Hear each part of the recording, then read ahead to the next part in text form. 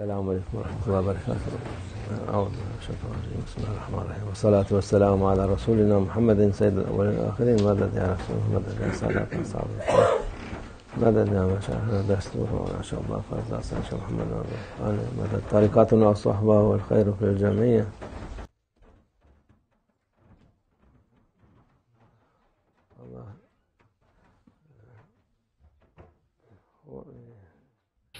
اللہ عز و جل جو چاہتا ہے وہ کرتا ہے. اللہ عز و جل ہر چیز کے سب سے زیادہ قابل ہے. ہر شے قادر اللہ عز و جل. بہت سارے لوگ اپنی زندگیوں کو پسند نہیں کرتے. وہ اپنے حالات کو پسند نہیں کرتے. یہ عام سی بات ہے عام لوگوں کے لیے، کیونکہ ان کے پاس زیادہ ایمان نہیں ہے.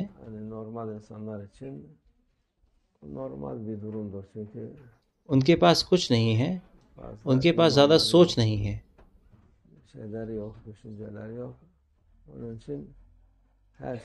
اس لیے وہ ہر چیز پر سوال اٹھاتے ہیں. انہیں کچھ بھی پسند نہیں آتا. وہ زیادہ تر چیزیں ناپسند کرتے ہیں.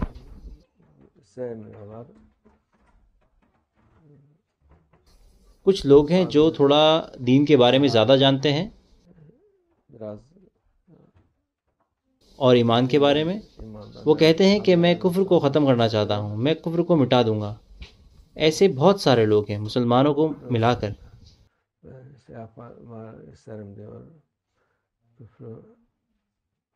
جو کہتے ہیں کہ وہ ان کا کچھ بھی نہیں چھوڑے گا.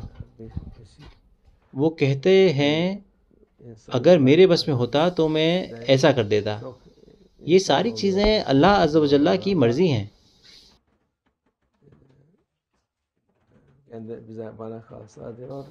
اللہ عز و جل بالکل کسی کو بھیجے گا جب وہ چاہے گا.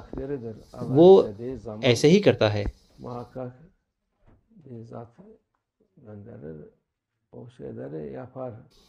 وہ انسان یہ کام کرے گا اللہ عز و جل کی اجازت سے. اللہ عز و جل کا وعدہ حق ہے. کفر ختم ہو جائے گا. کفر کا کچھ بھی نہیں بچے گا. کوئی ظلم نہیں ہوگا. سب ختم ہو جائے گا.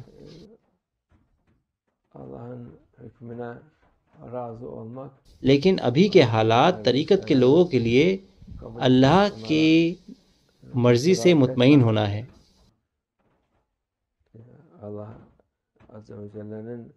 اس کی چیزوں کو اپنانا ہے اور ان پر سوال نہ اٹھانا ہے.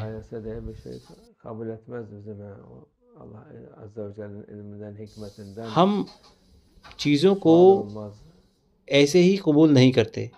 ہم اللہ عز و جل کے علم کو کا امتحان کر لیتے ہیں. کبھی بھی اللہ عز و جل کی حکمت اور اس کا علم اس پر سوال نہیں اٹھایا جا سکتا. پرانے وقت میں بہت سارے اولیاء اور عالم رہے. وہ پہلے زیادہ دکھتے تھے، ابھی وہ نہیں دکھتے، وہ چھپے ہوئے ہیں.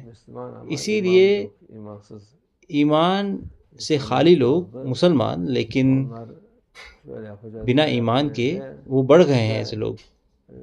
اور وہ مسئلہ بھی بتاتے ہیں اپنی مرضی سے. کہتے ہیں کہ ہم ایسا کر دیں گے، ہم ویسا کر دیں گے. پہلے وقت میں جیسے ہم نے کہا کہ بڑے عالم تھے اور بڑے مرشد تھے. ان میں سے ایک تھے مصلح الدین افندی، ایک بڑے عالم. جب انہوں نے اپنا علم پورا کیا، اپنا ظاہری علم، تب انہوں نے حقیقی علم سیکھنا چاہا. وہ ایک بڑے شیخ کے پاس آئے ان کے علم کے لیے. وہ ایک بڑے شیخ ہیں جن کا نام ہے سنبل افندی.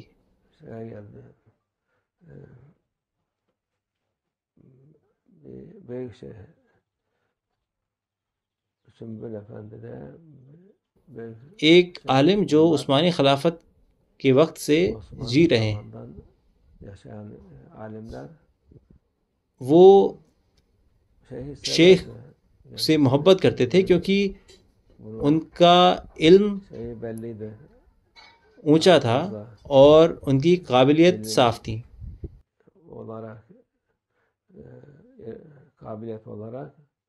ایک دن شیخ نے اپنے سارے مریدوں کو اکٹھا کیا اور کہا کہ آپ سب کے لیے سبق کے طور پر آپ کیا کریں گے اگر آپ کو یہ دنیا چلانے کے لیے دے دی جائے. انہوں نے سب سے پوچھا اس کے بارے میں سوچیں اور پھر میں آپ سب سے آپ کی رائے اور سوچ پوچھوں گا.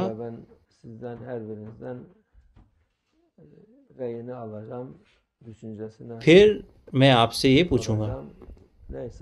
تو ان سب نے مغرب تک سوچا.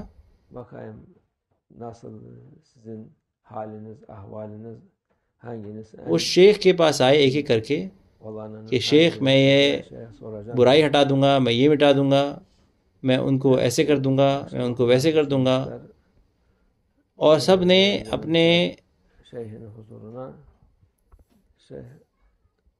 اپنی رائے سنائی مغرب تک.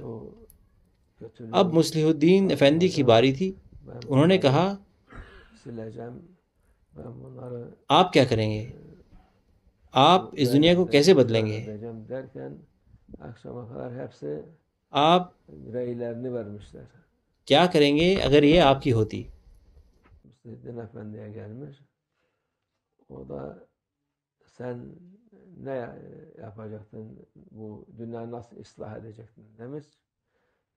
تو انہوں نے کہا کہ اگر یہ میری ہوتی تو میں ہر چیز کو اور ہر کسی کو ان کے مرکز میں ہی چھوڑ دیتا.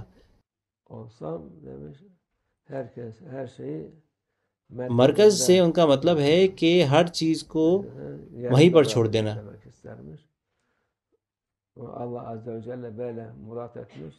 یہی اللہ عز و جل کی مرضی ہے. میں اس کی مرضی کے علاوہ کوئی اور مرضی نہیں دکھا سکتا. انہوں نے کہا تو ان کا نام مرکز افندی پڑ گیا. لوگ ان کی زیارت کے لیے آتے ہیں. جب سے وہ ان کے پاس بڑا علم تھا، وہ بڑی ہدایت کا وسیلہ بنے ہیں شفا کے علم میں اور ظاہری اور باطنی علم میں. انہوں نے لوگوں کو سکھایا ہے، انہوں نے لوگوں کو خوبصورت بنایا ہے. لوگ ان کے پاس آج تک آتے ہیں اور ان کی حکمت سنتے ہیں کم یا زیادہ. پھر بھی لوگ جیسا انہیں پتہ ہوتا ہے ویسے ہی پڑھتے ہیں. یہ ایک الگ مسئلہ ہے. یہ مسلمانوں کے لیے اور مومنین کے لیے بڑا سبق ہے. اللہ نے ہر چیز کو خوبصورت طریقے سے بنایا ہے. ہر چیز اس کی مرضی سے ہوتی ہے. اس کی مرضی کے بنا کچھ بھی نہیں ہوتا. حکمت بتائی ہے، ایک خوبصورت حکمت. جو انسان اس کو قبول کرتا ہے اور اس پر کام کرتا ہے وہ آرام سے رہتا ہے. اس کے بعد نہ تو کوئی پریشانی نہ ہی کوئی سر درد ہوتا ہے. وہ راضی ہوتا ہے کیونکہ یہی اللہ چاہتا ہے. اللہ ہمیں ان نوکر میں سے بنائے انشاءاللہ.